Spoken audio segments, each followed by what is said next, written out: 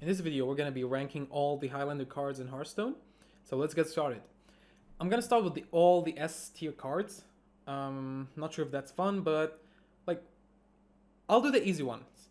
Reno Jackson, this card is the enabler of all Highlander decks, originally, the very first one. And then you also have Zephyrus the Great. And then you also have Reno Lone Ranger. All these three cards are your staples in every Reno deck.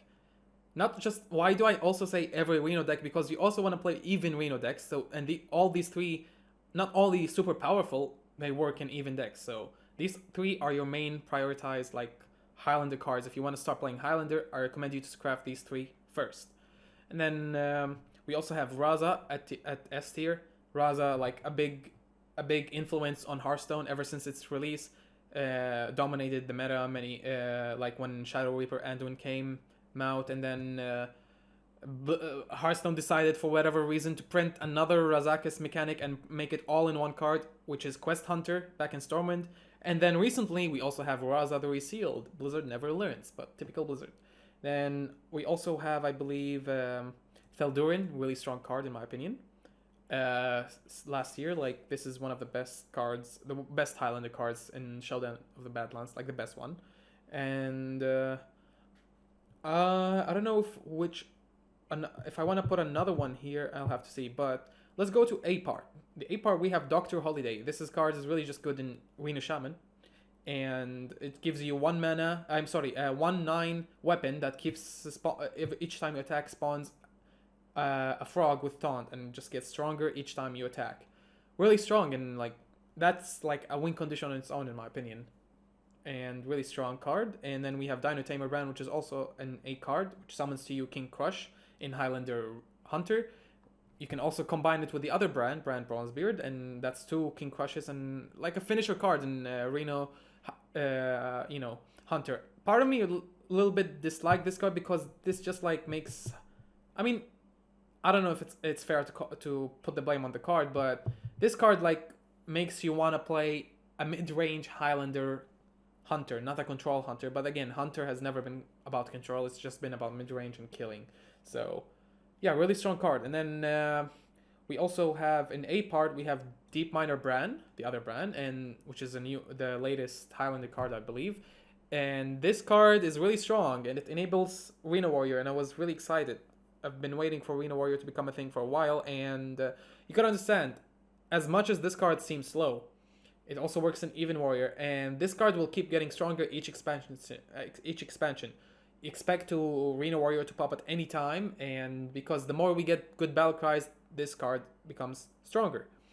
At number A, we also have Ristraza, really strong card in which summons you a like infinite value nest that keeps giving you dragons each turn, and reduce their cost by 4. But then Reno Lone Ranger exists. Just play this card after your opponent plays Reno Lone Ranger if they're Highlander. So this card is really strong. Like, it could potentially give you Kazakusan, sorry. And it could potentially give you Dragon Queen Alexstrasza. It could potentially give you itself, I believe. Really strong card. Actually, maybe the rule applies to the nest that it doesn't generate Ristraza. But anyways, this card is really strong. We also have Spirit of the Badlands, really strong card that enables Reno Paladin. It's like sort of infinite value, not really infinite because your deck will run out at some point. But this, really strong. You can see it play in every Reno Paladin, and enables a lot of versions for Reno Paladin. You could go Supreme Control and then just play Kazakusan Reno Paladin, which I think I already did. And then, let's see, what else do I want to put at S and A?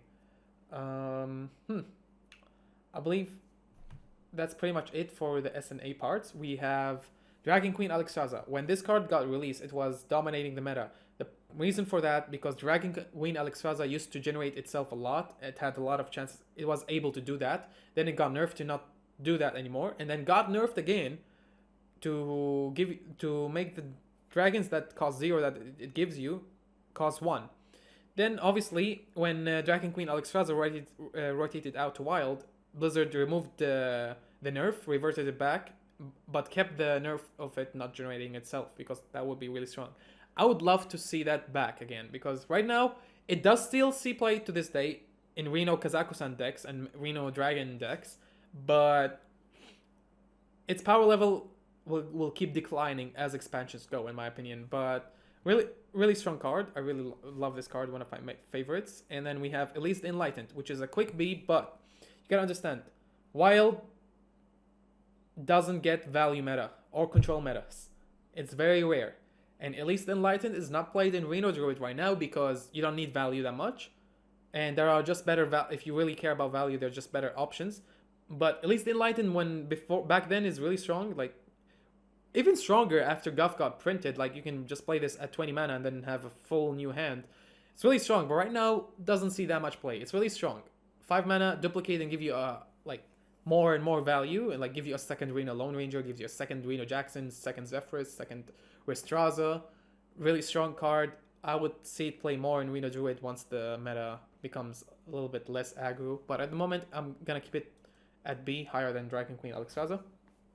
Inkmaster Solia. Imagine if this card was 5. It would enable LPG Reno Mage in particular to become good, but right now this card never saw play, never will. It's really bad, unfortunately. I really like the voice line and would love to see her buff to 5 mana. Like, come on, Blizzard. It deserves it. Like, it will never see play, but it's like really fan favorite from many people. And just 7 mana. A lot of this, like, what spells that's gonna change the course of the game other than the Casino spells? And Casino Mage is not really good. So yeah, Kazakus. This card would be more useful in a less aggro meta, just like Elise and Dragon Queen Alexstrasza. Like the B, you gotta understand. In B, I'm gonna put in B cards. In B, the cards that are good, but not good right now because of value is just not that important. And Kazakus hasn't been seeing a lot of play, like in Reno Lock, Reno Priest, a lot. Like you don't want to play this card. It's just a little bit very slow. Maybe if it got buffed and gave taunt to Kazakus, maybe I would play him again, but really not that, really slow at the moment, but it's still a good card. And then we have Cruel, which got recently buffed to 9/9 stats, as if like the stats was the problem. Like this card would be 7 mana and still not see play, because you don't want to play a control demon warlock, I feel like. But again, and then Sargeras, this card could summon Sargeras. I don't know why they didn't buff it to 7 mana. Even then, what would make this playable is give it taunt and make it 7 mana. Even then, it wouldn't be that great in my opinion. But yeah, it's really not that good. Maybe good in Twist, but even then, I don't think I've seen people play it there. Reno the Relicologist is a C card. Why? This card saw a lot of play in Reno Mage, but not anymore. Because your aim with Reno Relicologist is to attack and control the board and, win against aggro decks. But right now, aggro decks by turn 4 have their whole board full of minions. And this card only deals 10 damage, which is full random. I feel like Reno the Relicologist would become B or strong again if they buff it to 15 instead of 10. But right now, it used to be played a lot. I still have it, but it's not that great right now. Even in my Reno Control Mage, I don't play it. So yeah. Then we have Sir Finley. I recently disenchanted this card.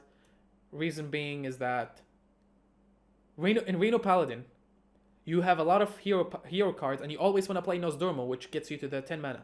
If you don't draw Sir Finley at the opening hand, or by turn 2 or 3, this card is bad. You don't need it. Because the upgraded hero powers are not that great anymore, and again, in most cases, you're not going to have this in the opening hand, which makes it a bad card.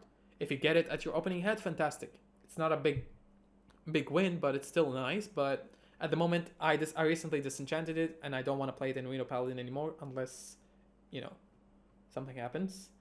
Why do I have 2 Elises? But anyway, then we have Elise Badlands Savior. When I first saw this card, I got excited, but then, oh yeah, it's Priest, which is gonna get overshadowed by Rozakis Priest in particular.